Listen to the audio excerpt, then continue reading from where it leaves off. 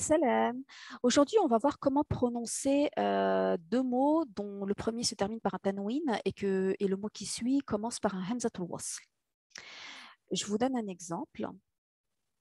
Donc voilà, on a dans le Coran plusieurs exemples comme ça. Vous avez, si on regarde ici, jami'an. Donc ici, on a an, on a un tanwin. Ensuite, on a un hamzatul wasl. D'accord? Ici, on a par exemple yawma idhin. Et ensuite, on a un hamzatul wasl. Donc, comment est-ce qu'on fait la liaison entre ça et ça? Sachant qu'on sait que le hamzatul wasl, il sert de liaison. Donc, on le supprime et on fait la connexion entre le zin et le lem. Donc, en fait, on devrait dire zin et ensuite, tout de suite, le l.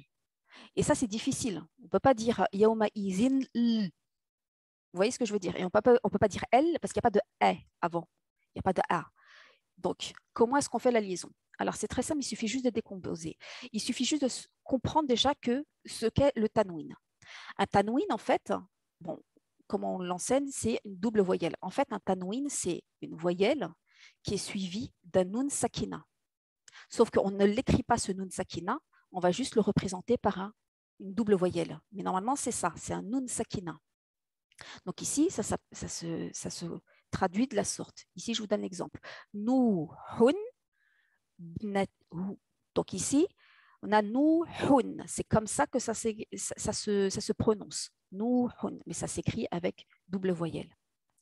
Donc ici, on a Nun Sakina qui est suivi de Hamzatul Wasl. Hamzatul Wasl qui sert de connexion, on le supprime. Et donc, on doit faire la liaison entre un Nun Sakina et un Ba Sakina. Il y a une règle en arabe qui dit que deux lettres qui portent un soukoun ne peuvent pas se suivre. C'est pas possible. On ne peut pas prononcer deux lettres qui portent un soukoun l'une à la suite de l'autre. Ça n'est pas possible. Pour les Arabes, ça ne se fait pas. Et c'est trop difficile. Donc, eux, ils n'aimaient pas en fait tout ce qui était difficile à prononcer. Donc, ils trouvaient toujours des moyens en fait de contourner. Et donc, qu'est-ce qu'ils ont décidé? C'est que la première lettre ici, on va lui retirer son soukoun et on va le remplacer par un i. Donc, on va dire nous, hou, ni, et ensuite, on va garder le b, nib. Donc, on va dire nous, hou, nib, nahu. Donc, nous, hou, nib, nahu. Voilà. Ici, on dirait yauma idhinil. Donc, ici, on a zi.